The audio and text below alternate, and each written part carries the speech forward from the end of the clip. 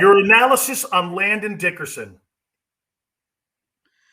Dude, he was the best lineman I saw since Quenton Nelson. Wow. Yeah. I mean, it didn't matter what game I put on. He was just as he finished plays the way Big Q did when he was at Notre Dame. I felt like I was watching the same guy. And then I find out that the strength coach at Alabama came from Notre Dame, and he trained Quenton Nelson at Notre Dame. And he kind of verified the same level of power. And then you put this tenacity that he has and the way that he plays the game. I think the guy's going to be an all-pro player for Philadelphia. And the Eagles, I think sometimes, Dan, I know the injuries. I know all that. He did start 24 straight games for Alabama. All right. There was a stretch there where he went, where he just dominated. And Nick Saban said this is the best leader we've ever had. I think the Eagles are getting themselves a future all-pro player on the offense.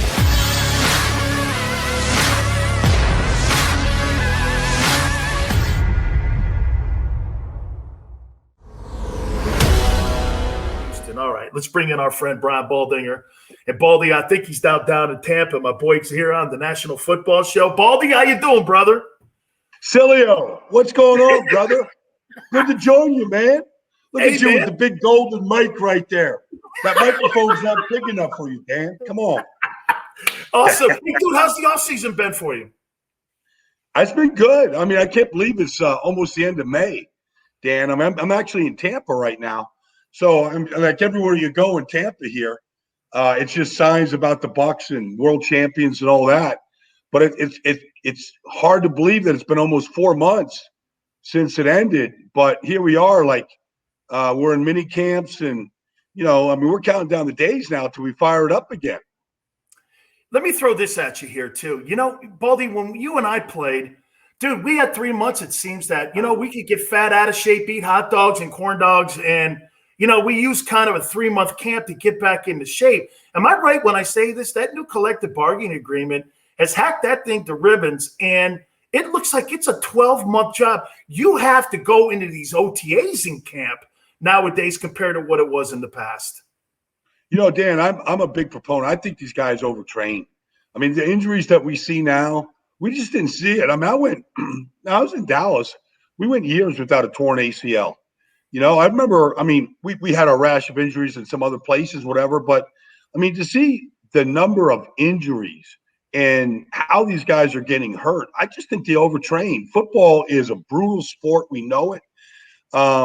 Your body needs time to really repair and it needs time to recover. And I don't know that these guys do enough of that anymore. They're so I don't really care what somebody looks like in May, to be honest with you. I remember seeing guys, they would be 20 pounds overweight in June, but they weren't worried. That's what training camp was about.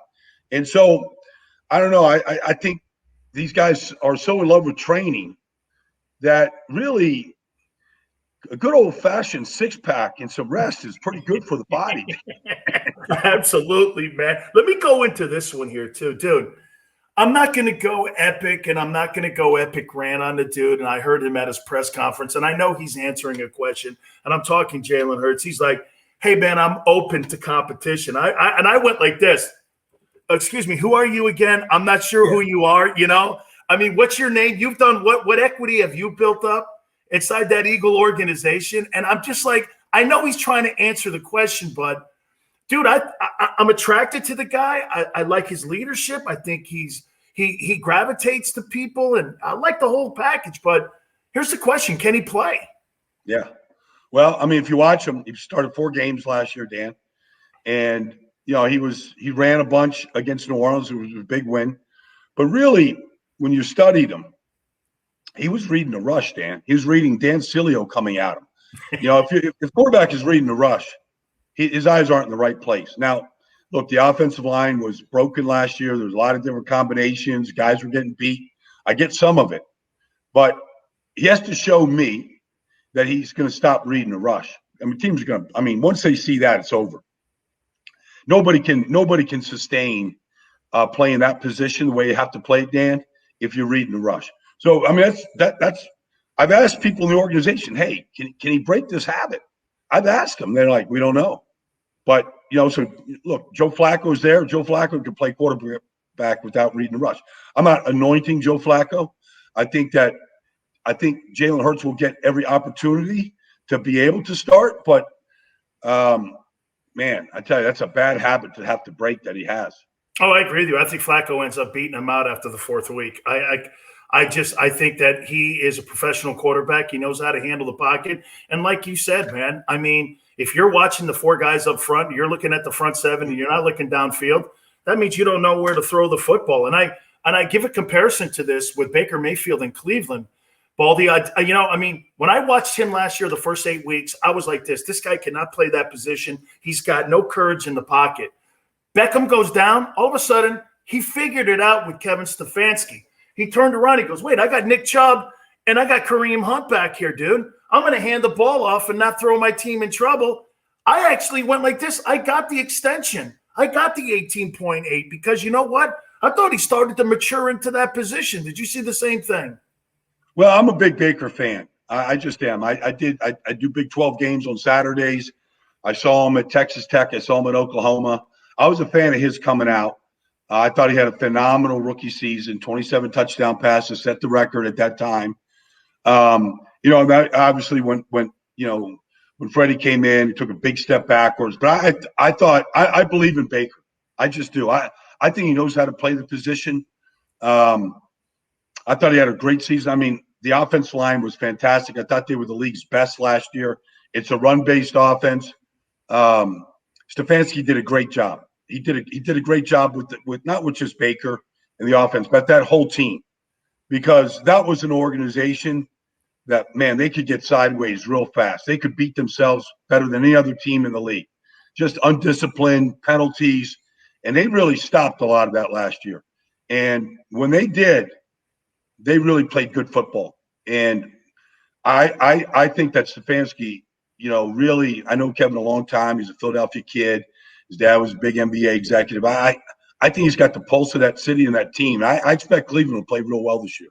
Oh, no, I think they got one of the top three rosters in the entire AFC. I think they're loaded this year. What's your take on Wentz going to Indy? How do you think that plays out? Well, I mean, he was not good. Dan, he was not good in Philadelphia last year, really the year before. He did not play well. Now, people can say, okay, he really likes Frank Reich, and okay, that's fine. He still has to go prove, I think, to himself. I mean, he might not admit this. He's got to prove to himself that he is an elite player, because he didn't play like that last year. And you can say, all right, he got sacked 50 times, 12 starts, and all this that's all true.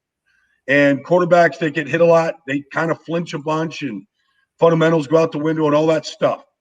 But that's a good roster in Indianapolis. And what they need is a quarterback that is not going to beat them, is not going to turn it over, and is going to make the plays when they're there. And then if you could do something beyond that, then you're talking about a playoff team that could go deep. He's got to prove that he could do that to me, Dan, because I don't know if it's just as quick as, all right, Frank Reich's call the plays. I got this. I don't know if you got this. I'm not sure about it. I agree with you. Let me go over to San Francisco. I said this was the move of the offseason, Baldy, because you were able to do this. You make a trade. You're able to move up, get to the 3-hole. You get the guy that you identified, according to John Lynch and Trey Lance, because you knew Trevor Lawrence and Zach Wilson were going to be off the board. And you were able to keep Jimmy G. Now, for me, here's a guy that's missed 53% of the games. And if you add it up, it's like this guy misses 8 games a year since he's been in Frisco. That's not going to – you're not going to build a championship roster around something like that. I get it. But when he's healthy, he's 22-8. To be able to keep both those guys, Baldy, and get your future guy potentially, I think that's the move of what we've seen so far in the offseason, including Wentz and Goff and maybe even Stafford, because they got their future and potentially, if that guy's healthy, they've got their present. Well, I think that's a good way to look at it, Dan, because I thought if they were going to take Mac Jones, like a lot of what I was hearing is that, man, you're not going to go get Mac Jones and make him the 3rd pick and keep Jimmy G. Like, I just didn't believe it. But I thought with Trey Lance, I thought here's a guy who I think needs some seasoning. I think there'll be a good plan for him. I think he'll play week 1, even though he won't start. I don't expect him to. But I think there'll be a package for him because he's a good runner. He's a good athlete. I think he can do a lot of things in Kyle Shanahan's offense. And if there's a point in time whether Jimmy G gets hurt or they just feel comfortable with Trey Lance, like they can make that exchange. But this roster is really good. The offensive line is there. This time last year, Deebo Samuel was hobbling on a Jones fracture in his foot. There's teams that get injured. Then there's teams that, like the 49ers last year, where it seemed like, from Kittle to Deebo to the running backs, to the fullback, they all, to Nick Bosa, they all got hurt. This is a pretty good roster. I think they could challenge, no question, however they play the quarterbacks for the NFC West supremacy. How do you look at Tagovailoa? Baldy, I look at him and I saw Burrow and Justin Herbert last year, and I went, wow, those dudes are great. Those dudes look like they could be faces of franchises. I looked at two and I went like this. I don't know. I don't know. Am I wrong when I say that? No, because the eye test says, Herbert and Burrow, like you said, they look the part. They got to go sophomore year here, stay healthy, do it. We know what it's all about. But Tua was benched twice. He's not 6'6". He's not 6'4". Like, he doesn't have that sort of. But there is something about. I'd like to, but it was an odd year, COVID, season, all that stuff. Like, I am a fan of Tua the person. Yes, I bet on Tua the person, Dan. And so let me see him a year with an improved roster. They keep changing offense coordinators down there. Let's see him with with a good coordinator. Let's see him with a full off season and a better team around him. And then let's make that evaluation. Do you agree also on giving that same test and that same thought process to Quenton? All the opt-outs last year, he caught COVID. He was 7-8 last year. Obviously did not throw the ball well whatsoever a year ago. But like you said, Baldy, it was an odd year. And plus, as you know, you never want to replace the dude. You want to replace the dude that replaced the dude. And, are you expecting a better Cam, or are you starting to see this is the decline of Cam because of all the hits that he took in Carolina? Well, the roster was depleted. They had the worst talent around the quarterback of any team in the league last year, Dan. Yeah. When Edelman went down week 4, Jacoby Myers was his best option. They had no tight ends. I did 2 Patriot games last year. I'm like, well, even if Cam is like MVP Cam, what's he supposed to do? Ran for 12 touchdowns. He did it seemed like he was the whole thing. He had 3 rookies at one time playing on the offensive line. I think here's what I believe, especially with Mac Jones being taken with the 15th selection. I believe whatever you're going to get the best Cam there is this year, whatever that is. Like, you're going to get the very best. Second year in the program, better talent around him, spent a lot of money in free agency, no offseason surgeries, give him the whole offseason. You get the quarterback, the 15th pick that you wanted. We're going to get the best Cam that there is this season. And that might be, who knows, that might be good enough to get back in the playoff race. 2 last questions for you, Baldy. I want to get to Aaron Rodgers here. And I don't think it's one thing. I think it's accumulation, and also it's the Packer culture. Follow me here. I talked to Mike Golick about this yesterday. I want to see if you're in the same room with us on this. Go back to last year in the NFC title game. 2 coaching blunders, one at the half going in. They give up the 7. They don't go for it on 4th down. Okay? Young coaches in the building. You get it. You got an MVP. You're at Lambeau, for Christ's sakes, right? Last year, they draft a quarterback, Jordan Love. They move up to get him. Okay, did it rub him the wrong way? Okay, all of that combined. And then the relationship on how they ended it with Favre and how they put him in. That organization is run by committee. It's not run by like an owner or GM. It's run by a bunch of dudes with Mark Murphy. And I think all of that, you got 30 years of quarterback. Look at this, Baldy. You got 30 years of Favre and Rodgers, and you got 2 Super Bowls, albeit phenomenal that you win 2. But that's an underachieving organization because it's run by committee. Do you agree?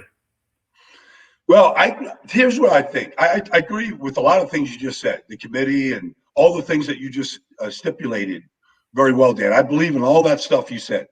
But I also think there's this Brady effect.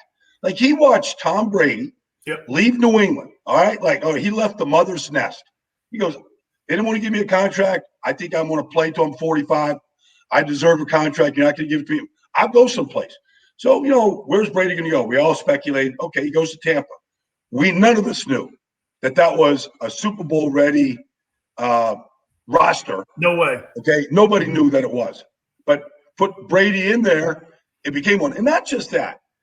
Like, you remember, Bruce Arians didn't want Antonio Brown, but Tom Brady did. Who did he get? He got Antonio Brown. All right, great second half of the season. He wanted Leonard Fournette. What did he do? He got Leonard Fournette. He wanted Gronkowski. Got him out of retirement. I mean, he got everything he wanted because he knows what you need. And to me, when Aaron Rodgers said, I'm going to go to Denver, all of a sudden you look at Denver totally different. You go, okay, that's a Hall of Fame coach coaching the offensive line. That's a great defensive coach coaching the defense. That's a lot of young talent on the offense. Aaron Rodgers saying, you put me in Denver, I'll be Manning and I'll be Elway there. That's what he says. That's how they think. And if you said, okay, well, we're building for the future with Jordan Love, that's not how he thinks. He's there. Here's the one thing, Dan. Aaron Rodgers knows this as much as any quarterback plays the game today. He's only going to be measured by Super Bowl championships. That's it. Like MVPs like this year or great seasons or Pro Bowl, baloney. He's going to get measured at the end of his career by Super Bowl championships. And if he doesn't feel like that committee is thinking the way he's thinking, get me out of here. I'm going to go someplace else and do it. And I don't believe that's being a diva quarterback or that's being anything. That's just a guy that knows more than all those other pieces that you mentioned combined. Absolutely. Finally here, this is by request. Your analysis on Landon Dickerson. Dude, he was the best lineman I saw since Quenton Nelson. Wow. Yeah. I mean, it didn't matter what game I put on. He was just as he finished plays the way Big Q did when he was at Notre Dame. I felt like I was watching the same guy. And then I find out that the strength coach at Alabama came from Notre Dame, and he trained Quenton Nelson at Notre Dame. And he kind of verified the same level of power. And then you put this tenacity that he has and the way that he plays the game, I think the guy's going to be an all-pro player for Philadelphia. And the Eagles, I think sometimes, Dan, I know the injuries. I know all that. He did start 24 straight games for Alabama. All right. There was a stretch there where he went, where he just dominated. And Nick Saban said this is the best leader we've ever had. I think the Eagles are getting themselves a future all-pro player on the offensive line. Everyone forgets that Anthony Munoz was riddled with injuries at USC. Yep. Didn't even play his senior year. Right. I think he played one game. He played the Rose Bowl, and then he was like the third pick in the draft or the second pick in the draft, and he played 14 consecutive years without an injury. Yep. No, I've mentioned that before. Sometimes just bet, you'd bet on Anthony Munoz in anything in life. Yes. I think you're going to say the same thing about Landon Dickerson and what he's like. Bro, you got the life of Riley, man. Just rolling around cities now, man. You're like a rock star now, man. It's all good, brother. Hey, Big Daddy, be proud of us now, right? I might go hunt up Big Daddy tonight, man. Go get a few laughs in here, Dan. Go old school with Big Daddy tonight. How you doing, Big Daddy? Look at this shirt. Hey, brother, I love you, man. Thank you very much. Dan. Be safe, man. All right. You got it, buddy. See you, man. You got it. That is Brian Baldinger from the NFL Network, man. Been friends a long time with that dude, man. All right, we'll take a timeout right here on the National Football Show.